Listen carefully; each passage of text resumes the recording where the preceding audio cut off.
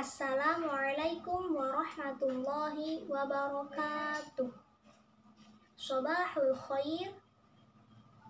Tayyib, ismi Dina Maulani Effendi. Ana min fasli sadis A fi qismi ta'limil lughatil arabiyyah. Tayyib, santik bil lughatil wataniyah. Baiklah, pada pertemuan kali ini saya akan memaparkan mengenai kedudukan, tujuan, ruang lingkup, alokasi waktu, dan beban belajar mata pelajaran bahasa Arab tingkat madrasah aliyah. Yang pertama yaitu mengenai kedudukan. Kedudukan mata pelajaran bahasa Arab tingkat madrasah aliyah ada 3 kedudukan. Yang pertama, kedudukannya sebagai mata pelajaran wajib, karena di dalamnya peserta didik itu dituntut untuk menguasai 4 keterampilan berbahasa. 4 keterampilan berbahasa yaitu istima', kalam, qiraah, wal kitabah. Kemudian kedudukan kedua yaitu sebagai mata pelajaran muatan lokal.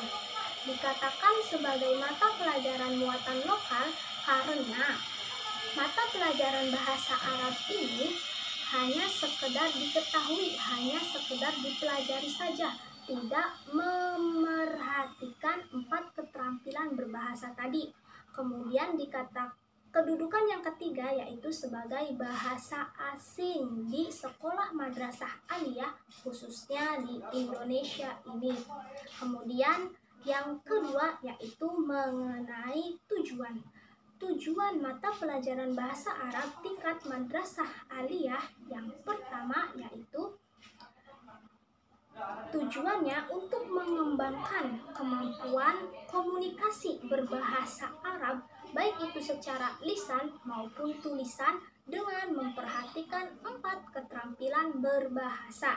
Kemudian tujuan yang kedua yaitu menumbuhkan kesadaran bahwa begitu pentingnya bahasa Arab ini sebagai salah satu bahasa asing yang dipelajari khususnya di sekolah Indonesia ini. Kemudian tujuan yang ketiga yaitu mengembangkan pemahaman keterkaitan antara budaya dan bahasa, sehingga peserta didik nantinya mempunyai kemampuan berbahasa secara bagus. Kemudian yang ketiga yaitu mengenai ruang lingkup. Ruang lingkup mata pelajaran bahasa Arab tingkat madrasah aliyah. Yang pertama yaitu mengenai cara penyajiannya.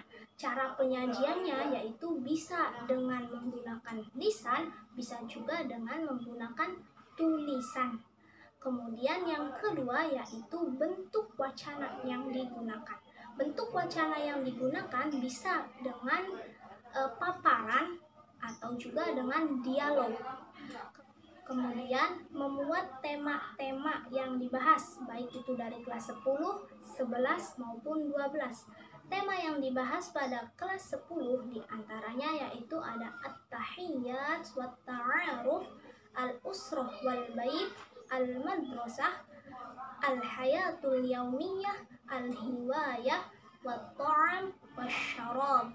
Kemudian tema yang dibahas pada kelas 11 diantaranya ada at-tasawwuf, as-sihhah, as-safar, was-siyahah, kemudian al-hajj wal umrah, kemudian teknologia, al-i'lam wal ittisal, dan yang terakhir yaitu mengenai al-adyan fil Indonesia.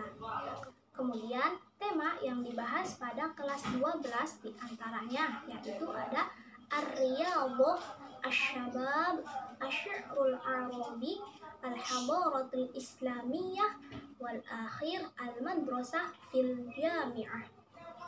Kemudian pembahasan yang keempat yaitu mengenai alokasi waktu. Alokasi waktu pada kelas 10 yaitu 4 jam pelajaran. Alokasi waktu pada kelas 11 dan 12 masing-masing 2 jam pelajaran. Kemudian pembahasan yang terakhir yang kelima yaitu mengenai beban belajar. Beban belajar.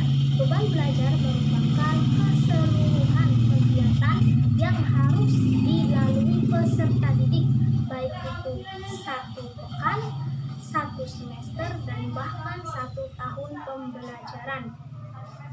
Nah, beban belajar yang dilewati peserta didik yang pertama, beban belajar pada kelas 10, 11, dan 12, baik itu per minggu maupun per semester, yaitu berdurasi 51 jam pembelajaran, yang mana 1 jam pembelajarannya itu sama dengan 45 menit.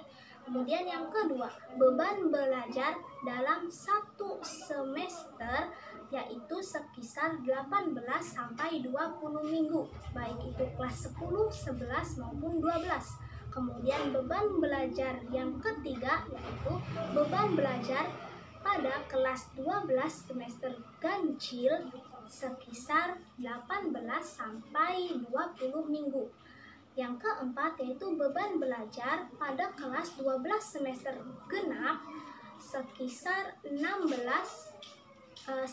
14 sampai 16 minggu. Kemudian yang kelima yaitu beban belajar dalam 1 tahun sekitar 36 sampai 40 minggu.